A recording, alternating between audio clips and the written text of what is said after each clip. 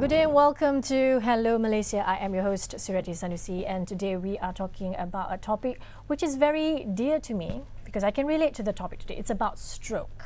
And in the studio I have representatives from the National Stroke Association of Malaysia, also known as NASAM. On my left we have Lim Yi Lin, she's a board member. And the other one, that lovely lady, we have Sylvia Chong. She is the General Manager of NASAM. Welcome to the show. Thank you. Thank you. And before we talk about stroke, let's get to know both of you. Maybe we'll start with Sylvia. What's your background and how are you related to the NASAM?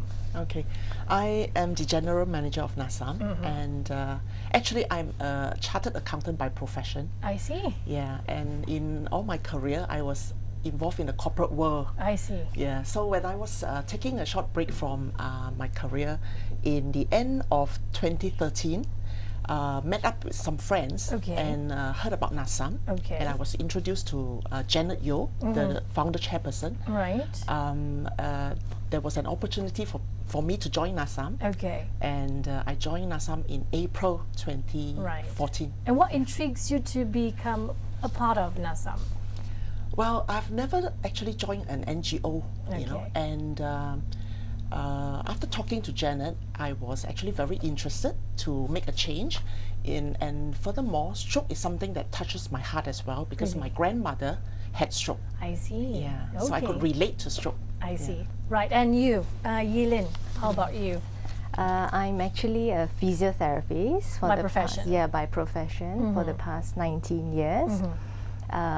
When I was a student in my second year, I remembered that we were given a project and I came across a short video of a stroke patient, which was the founder of NASAM, Janet Yeoh. Right. Yeah, and I saw this part that just jumped out of the show, and she was saying that she said, I just felt like I had a life when for the first time after my stroke, I could squat down and touch the grass and before in my that garden. She couldn't? Yeah. Okay. And so that just sparked my interest in NASAM because she was speaking on behalf of NASAM and definitely inspired me more in my studying and career of physiotherapy. Right. So I becoming part of NASAM, what was the reason? Yeah. So I worked first in a hospital, university hospital, for about 7-8 years. Then I moved on to a corporate hospital, a private hospital, for a couple of years, and then I opened my own private practice. Okay. And in this whole process, we deal with many stroke patients. And along the way, one of the ex-board members of NASAM, which is Natin Sharifa, I have kept contact with her, you know, and one day she called me up and said, you know, Yi Lin, would you like to come on board? And of course I remember NASA because I remember Janet, you know. Yeah, this is the one Janet. that inspired. Yeah. Right. And I said, yes, so she arranged a meeting and that's how it started 2 years ago, wasn't it? I see. Yeah, 2 years. Yeah. Right. And let's talk about stroke now. When we say stroke, the first thing that we can imagine is that people could not move, there's something wrong with their movement, mobility especially. Sometimes you can see it from their faces. But can you define what stroke means, Sylvia? Yeah, actually stroke is a brain attack. Okay. You know, just like heart attack happens in the heart, stroke is a brain attack. Now, it happens when the blood supply is disrupted to a certain part of the brain. Okay. So as we all know, the blood actually carries the oxygen to the brain. So, and the brain consists of several parts, you know, and each part is actually responsible for a certain function of our body. So say for instance, if the stroke actually happens on the left brain, it may affect the speech, you know, or if the stroke happens in a certain part, it may affect the movement of your left arm. I see. You know, so stroke actually affects different people differently. I see. And stroke is devastating because when it happens, it doesn't just affect the patient, but it affects the whole family. It's true. Yes. Yeah. So, and further to that, there are two types of stroke. One is ischemic stroke caused by blood clot. And the other one is hemorrhagic stroke. Yeah. 85% of stroke are usually the ischemic type, caused by blood clot, and the rest is actually hemorrhagic, which is usually more fatal. Right. And what would be the cause usually of stroke? Okay. With the hemorrhage, Well, hemorrhagic stroke is actually caused by the burst of a blood vessel. Okay. All right. So when we talk about causes, then we actually go back to the risk factors. Some of the risk factors are like high blood pressure. People with high blood pressure are 6 times more likely to get a stroke. Wow. Yeah. Okay. So that's the statistics. And the other risk factors are like high cholesterol. People who are diabetic are more prone to stroke. I see. Yeah, and people with high red blood count as well as people with atrial fibrillation, which is irregular heartbeat. Okay. Yeah. So, when we talk about stroke, how do we know that, if we ourselves are getting the stroke, or when we see a family member, whoever is having a stroke, what would be their telltales of a person having a stroke? All right, the symptoms of stroke. Yeah. So if you're talking about right at the moment when the person is having a stroke, we always go by the acronym FAST. F-A-S-T. Okay. That's the easiest to remember. Okay. So F meaning facial drooping. Right. So the person who is having a stroke will have a lopsided face. Okay. All right. And A meaning arms. The arms will be weak. Okay. All right. So we usually get a person to test it by holding both sides of the arms. All right. So one side will actually be weaker and dropping. Okay. So for S is speech. Okay. Some patients will have their speech slurred. Right. So, and T is actually time to call the ambulance or to rush to the hospital. Okay. And when you see all these telltales, what would be the first thing that we should do? If you're with the person, you mean? Right. Well, the first thing is we should ask the person to be in a very comfortable position, preferably, where if it's an issue of they're feeling fainting or what, that their legs should be elevated, and while somebody quickly goes and call the ambulance. Yeah, make sure the room is aerated. Okay. Not cooked up. And try to keep talking to the person. I think that's good to keep them as alert and calm. Okay. Because the person may be feeling a bit nervous or panicky. Right. Are they really conscious at that time? Because I remember when my mom had it, she was talking, even though it's a bit slurred and things like that. But after that, she says she couldn't remember anything at all. Yeah. But so I was wondering whether whatever we were saying to her at that moment, she understands, or was she just, in her own mind? So does it affect whenever I talk to a person who's having a stroke? Yeah. At that point of time, I think personally that the person is with it. But you see, there's a sort of like a short space of memory, loss of during acute situation, so they may not be able to remember. Right. So but at that moment, they may. Yeah. So if we are panicky, at that point of time, it aggravates. So it's very important that we recognize the fast that Sylvia was saying, but remain calm and do the needful ASAP. Right. That's the most important. In fact, when my mom had the stroke, she was the one who told us what to do. She said, took up all my golds and my earrings and things like that, make me wear something decent because, send me to the hospital. She was the one who was lying down and telling me what to do, telling the whole family actually what to do. So I was wondering, is she awake at that moment? But when she was in the hospital after a few days and we asked her, she says she couldn't remember anything. So I was wondering, was she? It was her. Yeah. So she was really. she was awake at that moment. It's just that she lost some of the memories. Yes. Right. So after that, call the ambulance, or if we can, bring the family member straight to the hospital. Right. So there's something that I read that there's the duration from the person gets a stroke until the hospital. It needs to be in that duration that they can be saved. Within 4 hours. 4 hours? Yes, within 4 hours. What can we save in that 4 hours? What can we do? Well, if the person is rushed to the hospital fast enough within the 4 hours, then the doctors may be able to reverse the situation. Okay. Yeah. So there's this medical procedure that they call thrombolysis, where they remove the blood clot as well. Right. Yeah. So. But are there some cases where they can't remove the blood? Like my mom, they can't remove it. So it's there. So what will be the effect of, if the doctors can't remove it? Would there be a prolonged effect? Well, that's why, as I've mentioned, different people are affected differently. Okay. Because the blood clot may be happening on the left side or the right side, so it depends actually. Right. The severity and the disability or the dependence in future.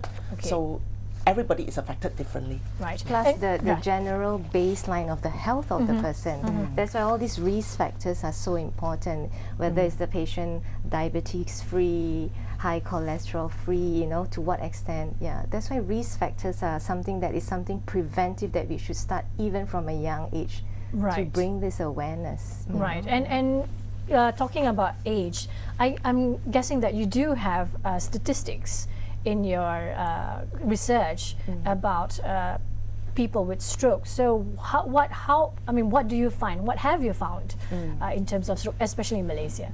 Okay, we have general statistics. There are actually 15 million cases of stroke in the world every year. Right. And in Malaysia, there are more than 50,000 cases every year. Right. Stroke is currently the second leading cause of death in Malaysia, even surpassing cancer. It is second to heart disease. What? And if you look at the more alarming rate, if you try to picture it, every 6 seconds in the world, somebody has a stroke. Right, whether it's minor or major. Yes, and every 2 seconds, somebody actually dies from stroke. Wow. Yeah. Okay, so sorry, the other way around. Right. Every 6 seconds, somebody dies. Okay. Every 2 seconds, somebody gets a stroke. Right. And in Malaysia, usually the age that are prone to having stroke, do you have that kind of statistics? No, we don't have that statistics, but we do see a lot of young people having stroke nowadays. Right. What would be the cause usually? It could be due to stress. Smoking is actually a risk factor. Yeah, and high alcohol intake is a risk factor. Right. And are there cases where, there's a dear friend of mine who had a stroke at a very, very young age, but he doesn't have any residual problem, no risk factor. He doesn't smoke. He has a very healthy life and things like that. But suddenly he just had this fever, and he just got stroke. So what would that be? What would that fall under on the risk factor? There's this issue whereby how about the lifestyle or the season of that lifestyle? Okay. Was that person under a very high stress period, plus not sleeping enough, eating very fast, all the holistic way of looking at a person. Right. So that could be a cause as well. That could be a contributing factor, what we call it, and of course there's this factor where that's this thing that we don't have a say in nature of a stroke happening. But if we are more and more conscientious of preventing the risk factors, the chances of that happening in the general public is very, very, very slim. low. Right. So that's a very rare freak. So now the question would be, now you have a stroke or the family member has a stroke. It's the life after stroke usually the question. People would start thinking like myself. I was the one who took care of my mother right after she had a stroke. So I was not working for a year and a half just to take care of her because everybody else was working and having their own family. So to me, as I was very, very young, I was only about 18, 19 at that time. So it's something that very new to me. And my mom, it's like 4, 5 sizes bigger than I am. So I was like really worried on how to take care of her. So I thought of, this thing wasn't, I was not given the awareness about this in any time when I was in school or things like that. So it was really something that is very foreign to me. So, so for a first timer like myself, what would you say that I should do as a caretaker? What would be my first thing to do before I bring back my mother to the house? I think for me, from the point of view as a medical professional, implementing the biopsychosocial model, the first thing that I would definitely encourage a carer to do is listen. Right. Listen to the person, listen to the medical professionals that are explaining to you things that are relevant to your mother, taking right. care of your mother, but then at the same time listen to your mother in what she's receiving, her feedback in what she's receiving, right, to be able to understand how to empower her to take ownership of her own recovery. Okay, so that should be the first thing. Yes, that would be the first for me. Right, okay, we have to go for a short break, and when we come back we'll talk more on this right here on Hello Malaysia, so stay tuned.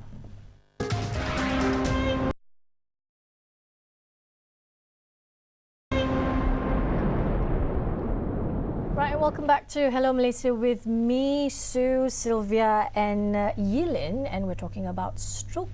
And before we went for a break, we were talking about what stroke is, and we were also talking about what should be the first thing that we do if we discover that someone is having a stroke. And now we are discussing on what should we do when we are bringing a stroke patient back, or the stroke patient themselves. What should they do now they are back at home? So you were saying that the first thing is listen to the person, listen to the doctor and their needs and things like that. So the second thing, what should we do? Maybe Sylvia, you can say something about that. Maybe I can tell you a bit of what NASAM does. Okay. Okay. So in NASAM, we believe that early rehab actually reduces long-term dependency. Okay. Okay. So the sooner a person or stroke patient starts rehab, the better.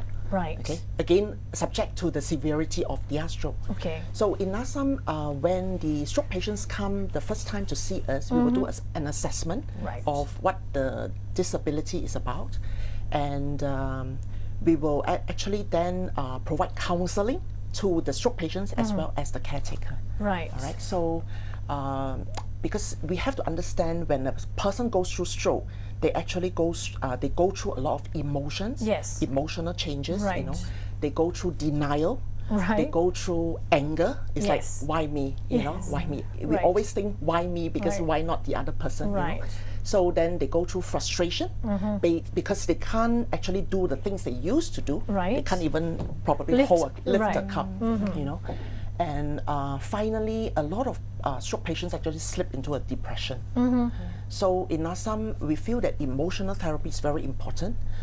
We will try to help the stroke patient get over these negative emotions, so that then they become more fit to actually begin their rehab. Right. You know, we motivate them. Right. So a bit more about that NASAM. We do physiotherapy, speech therapy.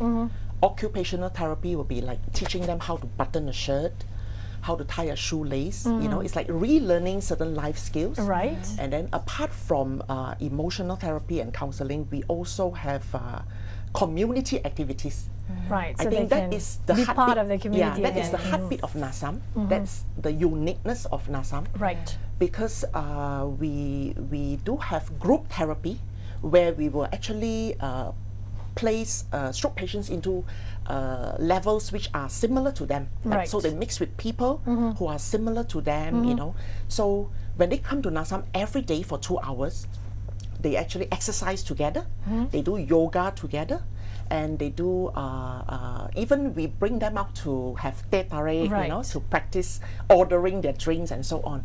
So that becomes a community. They have bonding, and they encourage each other. They become family. Right. So you see after a while that the stroke patients become happier. Yes. And that is a very good sign in their road to recovery. I see. Yeah. Right, but that I agree. You know, when we sent my mom to a physiotherapist's place, so she was happy when she started doing her therapy and things like that. But the thing is, when we brought her home, I think it was about a month, 2 months that she was at home. She doesn't even want to try and lift her own legs. You know, she has a stroke. It's on her left side. She couldn't move on her left side. So even when we asked her to do, just try and move, she says she can't move. She might fall. She might break something and things like. So there's nothing that we, as a family member, could say to her that she could believe. But once we sent her to the physiotherapist, whatever the physiotherapist said, which what we are saying as well, or we said, she said, okay, I can do it, now she can do it. So at home, before we sent this person to the physiotherapy, what should we do? What should we try and, you know, besides listening to her, but at the same time, we need to, you know, put some encouragement into her and get her up and about again. So what should we do in terms of, you know, making sure that she doesn't fall into depression and things like that? Yeah. So other than what Sylvia has said, Right. I think the empowerment needs to also be given and focused onto the carer, and that's one of the things we are working at as well in NASAM, to work with the family. And today's dynamic, and maybe when you were 18, the dynamic of the families have also changed. Right. You know, for example, today many families have maids. Okay. Right. Right. And so when a person before the stroke was depending on a maid to do certain things, after the stroke, the person doesn't want to still be doing some things when before the stroke that was the scenario. Right. This is what we call the biopsychosocial model, you know. Okay. So however, there will be certain things that they used to do themselves, but it may look so small and simple. And that's where we want the patient to take the ownership and give the empowerment, the guidance to the carer on where do you draw the line. Okay. Bearing in mind that before the stroke, this was the life.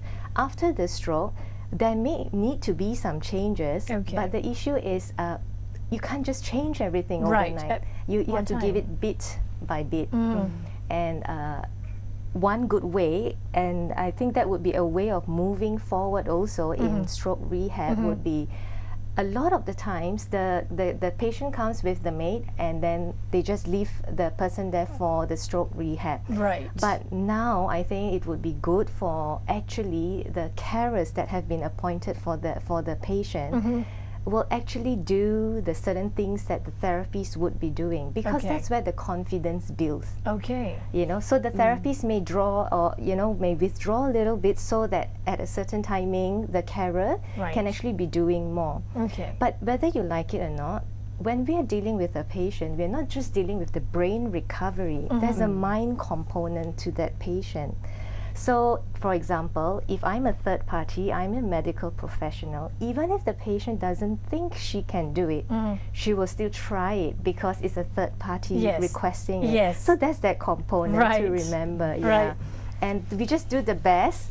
And when the patient doesn't want to do it, sometimes it's just this other factor, you know, of Right. the upbringing, the way the dynamics of the family is, and who they're taking instructions from, you know. Like one very simple example, I had a stroke patient. Before his stroke, he was like a GM, you know, and he would be instructing people, and overnight, everything is being instructed to him, including the nurse, the doctor, So the he couldn't wife. take it. And so yeah, he just went into, instead of a depression, into an aggressive Rage. Yeah, Right. yeah. So when I did therapy with him, I finally listened to some extent, and I said to the wife, now this is how I'm going to do my therapy for the first 6 weeks. It Okay. will be very gentle, very mild. Right. But everything I do, I will ask his permission.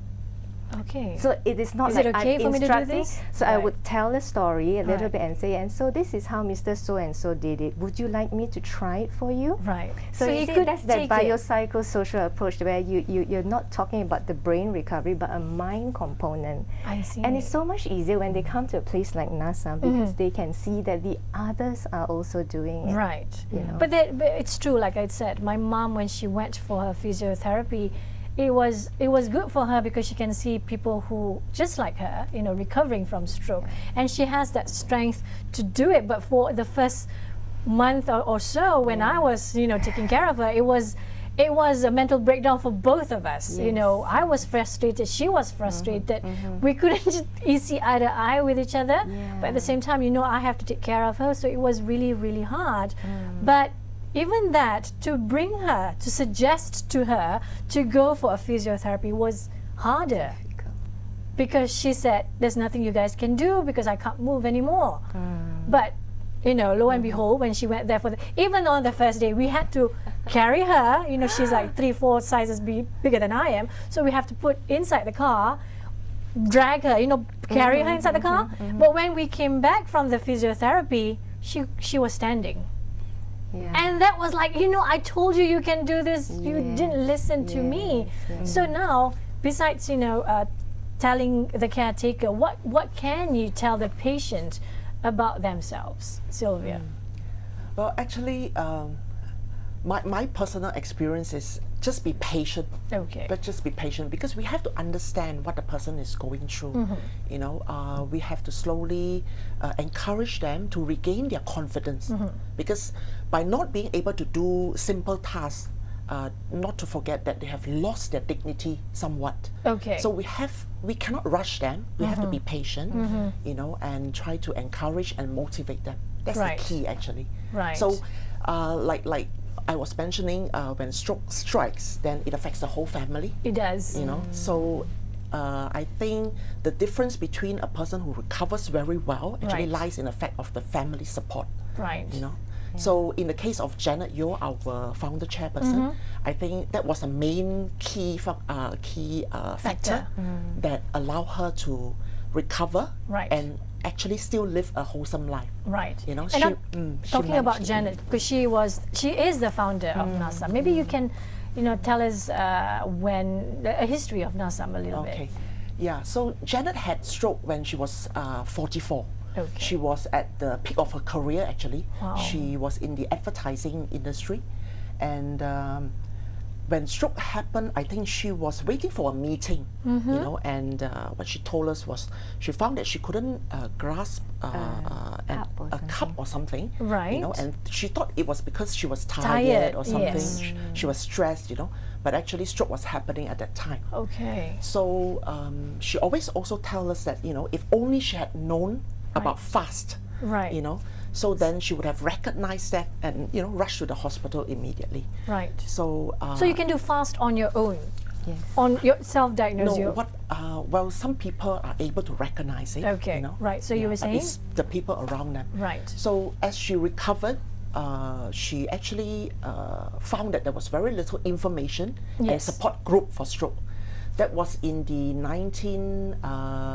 late 80s, you know. So she decided to start NASAM, and initially they started actually at the backyard of her house. Okay. You know, meeting once a month, then once a week, and so on. Where did she get the other members to be with her support group? From friends, you know, business associates, generous donors, and volunteers. So after about a year of doing all these support group meetings, she registered NASAM with the Registrar of Societies. And that was in late 1996. Okay. So 19 years ago, actually. Right. And so far, what kind of services can we get from NASAM? Yeah, as I've mentioned earlier, it is physiotherapy, speech therapy, occupational therapy, counseling, as well as the recreational therapy. I see. Right. So anybody with stroke can go to NASAM and get some help? Yes. Right. So when let's say a stroke patient wants to go to NASAM, what will be the first thing that you need? Medical report and things like that. Yes, that's right. So Right. they will come with a carer. Our physiotherapists will actually talk to them and assess their disability. Right. And this open 5 days a week or 7 days a week, every day. Yeah, 5 days a week. 5 Yeah. days a week. Okay, that's good. The other thing is, okay, now we talk about you know, having them rehab in, at, for example, NASAM. So what else can we do at home, continuing whatever has been taught at NASAM? I think the platform for an answer like this is, it is not like as though we give you a recipe and instruction and Right. then you can go back and just do it. The issue is, in a rehab, right, there must be very clear goals set. And the problem is sometimes we put the patient in a box, that how the person should be and what the person should be able to achieve. There are more and more new approaches in physiotherapy whereby we really want the patient to take ownership of that movement that they're wanting to learn or that particular thing. Right. The issue is when the patient is not able to reach a cup, they just say, I want to go back and pick up a cup to drink. Yes. Now, in order to go back and pick up a cup to drink, there is this, there's dots to Right. join it to finally reach to the cup. Right.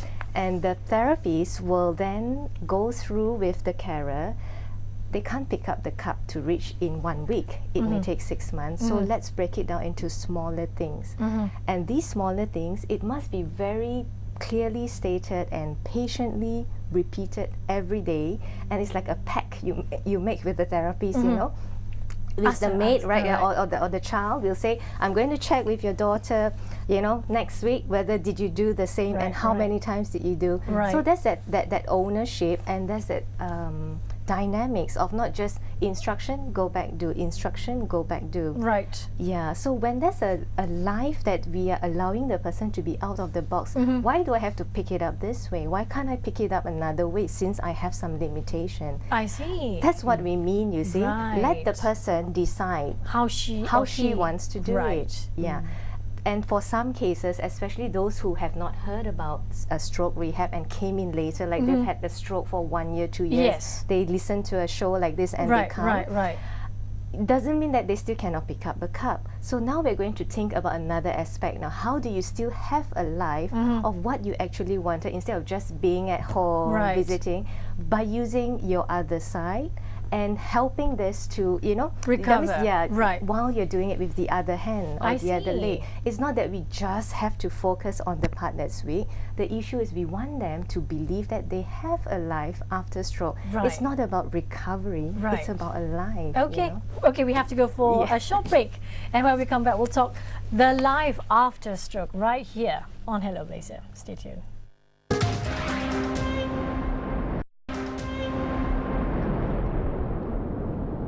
Right, welcome back to Hello Malaysia with me, Sue, Sylvia and Yilin from NASAM, and we're talking about stroke.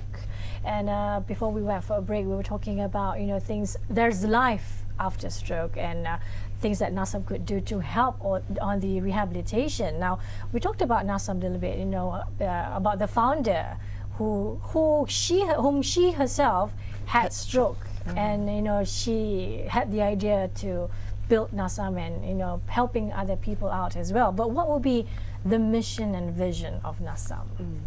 So actually the mission of NASAM is to tell people that there is life after stroke. Okay. And our vision is actually to set up a center, a NASAM center in every state of the country. Okay. So after 19 years, we currently have 8 centers. Wow. We have one in Pinang, one in Ipoh, in Kuantan, Ampang, PJ, Malacca, Johor Bahru, and KK, Kota Right. Kinabalu. Yeah. Okay. So And who And do you cater to? Do you cater to only, let's say, you know, some underprivileged people who like to seek help from NASAM? Do you support this kind of people as well at NASAM? okay, we do not discriminate. We actually, I mean, the 2 objectives of NASAM is actually to provide rehab therapy for stroke patients, and the second one is to raise awareness in stroke and its prevention.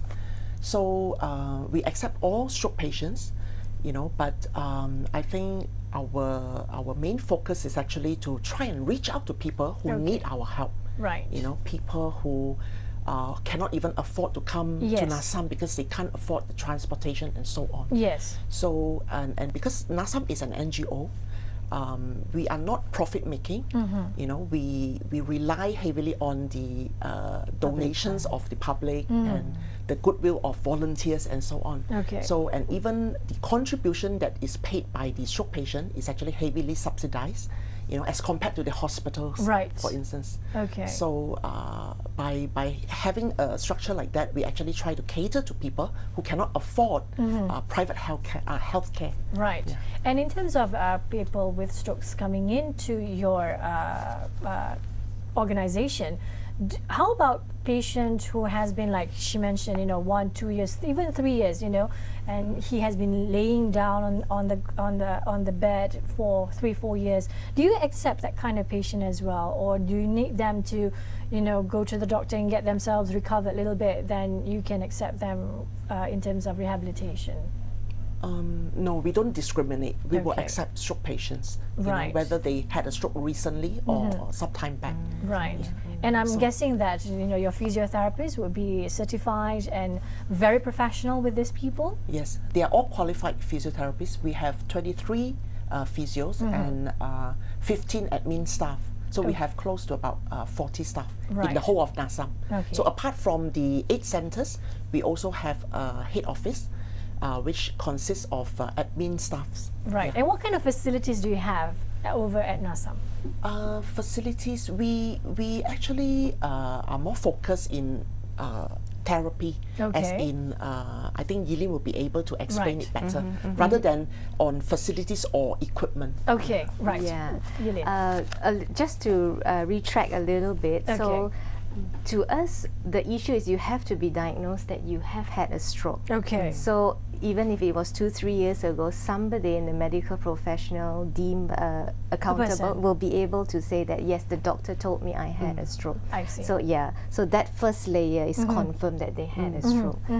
Yeah, then the therapist will then do further movement assessments to Right. determine what level of rehab should you start with. Okay. Yeah. And so what NASAM offers basically is first a walkthrough with talking through and walk through with the family and the patient on which level are they at, you know. Right. So you have in levels. A basic Okay. levels. What would of, be the very minimum level of a stroke patient?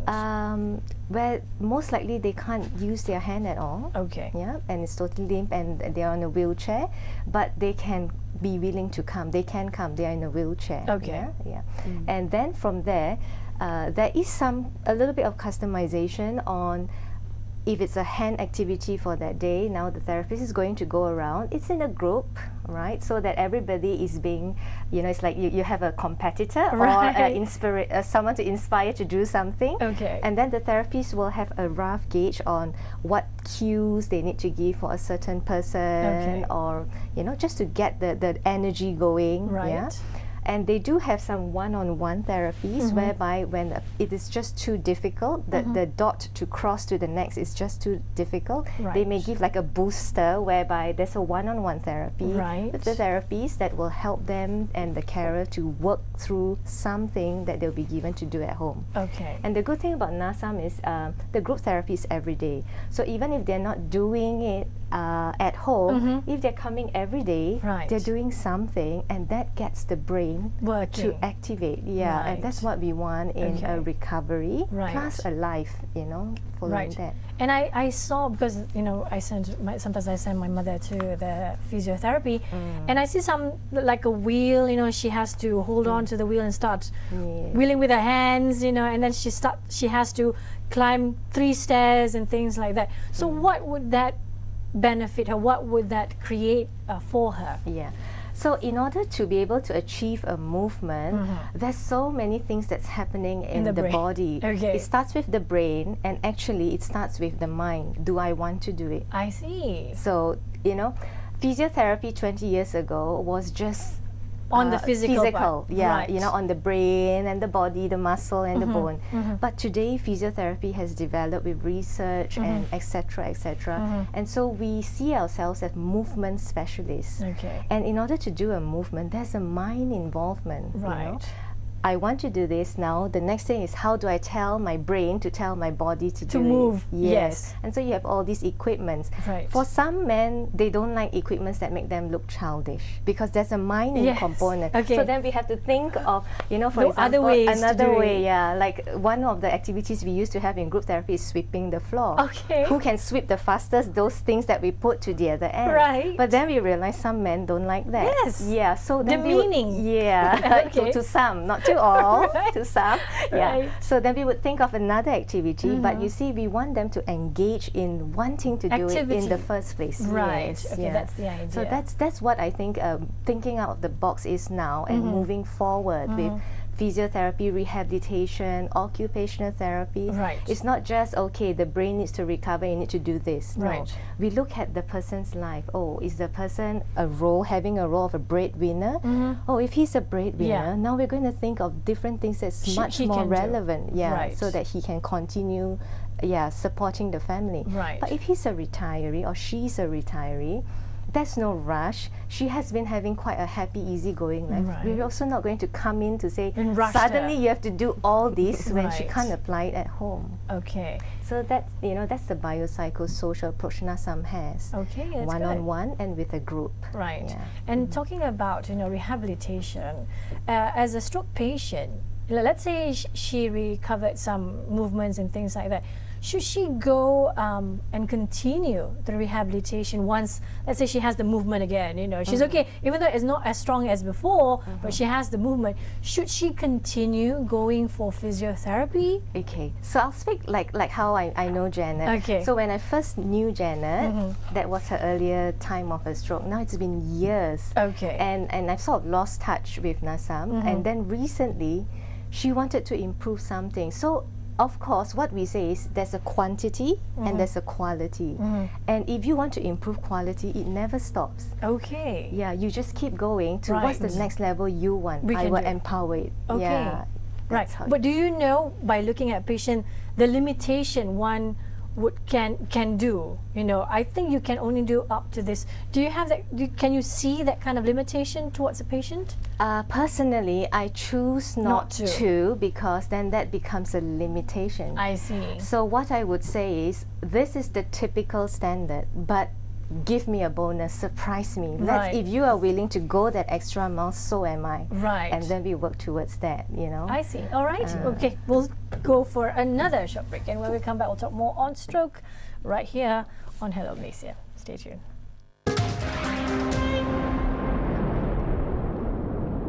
Right, and welcome back to Hello Malaysia with me, Sue, Sylvia and Yilin, and we're talking about stroke. And now we want to talk about, you know, the World Stroke Day. What does that mean, Sylvia, World Stroke Day? Okay, World Stroke Day is on 29 October every year. So as for NASAM, we usually actually do a walkathon in the month of October in conjunction with World Stroke Day. Okay. So for instance, on the 25th October, we have our NASAM Color Walk. And in the past years, we have actually been doing a walkathon for 3 to 5 km in Taman Tasik Titiwangsa. I see. Yeah. Right. So the family members and the patient will join us together. Yes. And the public as well. We invite the public to walk with the stroke patients so that they can then understand and be aware of what stroke is. And how to prevent stroke. Right. So that is something that NASAM is very passionate about. I think what we hope for is for the day to come when everyone knows what stroke is and how to recognize the symptoms, as well as how to prevent stroke. Act fast. Okay, right. And moving forward, you know, what would you like to see? You know, we'll start with Yilin. What would you like to see, you know, in the future with regards to stroke? I think I've put it into 3 points or 3 aspirations to transform the healthcare system and the belief of a stroke patient. Number 1, believe that you can be out of the box. You can say this is the life you want. Once you say and believe that, step 1, be responsible. You as a patient, be responsible. Take ownership of your rehab. The doctor, take ownership of the rehab. Number 2, be courageous. It's a challenging journey. Don't give up. Be courageous. Keep taking a step at a time. And finally is think out of the, when you have to think out of the box, you have to be matured. There will be situations where you will just have to let it go and move on, move forward. It could be in a way of thinking of how you're going to live your life, but don't let the recovery level limit what you think life should be. I see. Right. You know? And that is really, it's a new way of thinking even for the medical professionals. We are so used to just saying recover is this. But it is not so. You know? You can go beyond. Yes, you can go beyond and still have a life with different ways of doing things. Just remember, you want that life. It has to start with yourself. Yes. And what's in store in the future, especially for NASAM, Sylvia? Yes.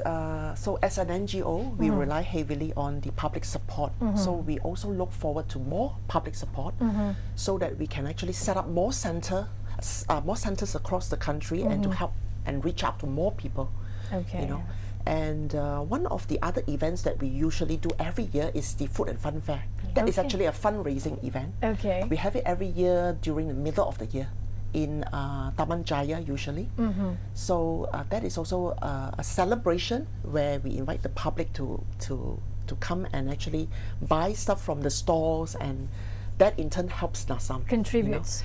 Towards NASAM. Yes, and we also hope more corporations, big companies could actually adopt NASAM as part of their CSR program. You know, So that will actually go a long way to help NASAM, to help more people. I see, Yeah. right. Yeah. And as the last word, what can you say? We'll start with Sylvia. What would you like to say to the public about Yeah. NASAM or stroke? Actually, I have something to share with everyone about TIA. Okay, what's that? Which is transient ischemic attack. Oh. So it is actually also known as mini stroke. Okay. You know, a lot of our patients come to us and they say, oh, they had that. So what happens is it is all the symptoms similar to stroke. Okay. But the symptoms actually go away after a few hours or within Okay. 24 hours. Okay. So a lot of patients think they're all right, you know, after resting, it is just stress, maybe I'm tired, I and see. they just do not take any further action. Okay. Now that could be a warning sign of a full stroke coming later. Wow. Okay. So I That- always like to actually highlight to people Right. that is actually a very important factor to know. Yeah. Right. So the telltales will be similar to stroke. Fast, similar to fast, facial drooping, speech slurring, you know, arm weakness, and is actually an emergency situation. Right. So you Yeah. rush yourself. So do you want to give that kind of awareness to people out there? Yes, that's right. right. And from you, Yilin, what would you like to say? I think the final word would be, as a community, all of us, you know, yes, NASAM is representing the stroke, but every one of us can actually, if you have seen this show, talk to somebody to say that there is life after stroke. yeah. That's the real final word we want to say. Don't limit yourself, don't limit people. Remember, you can take that first step, take that ownership, and there'll be people to empower you to that Right. life you want. Okay, so if they need more information, I have a lot of booklets here given by, produced by NASAM especially. So we have this book on understanding stroke. We have this book on there's life after stroke. So if they need more information, where could they go to, Sylvia? They can actually visit the NASAM centers, you know, or for people in the audience who is interested to Right. know more about NASAM, If you visit can our see, website. there's a lot of branches here. Yeah. That's right. Right. Do you have any Facebook that they can go to? Yes, we have a Facebook page, Right. It's Yeah. called National Stroke Association NASAM. All right. So or they can go to the website at www.nasam.org. Right. Thank you so much, Sylvia and Yilin, Thank you. for Okay, thank telling you. us about stroke. And thank you so much for tuning in to Hello Malaysia. Until we meet again real soon, I'm Suriati Sanusi. Goodbye.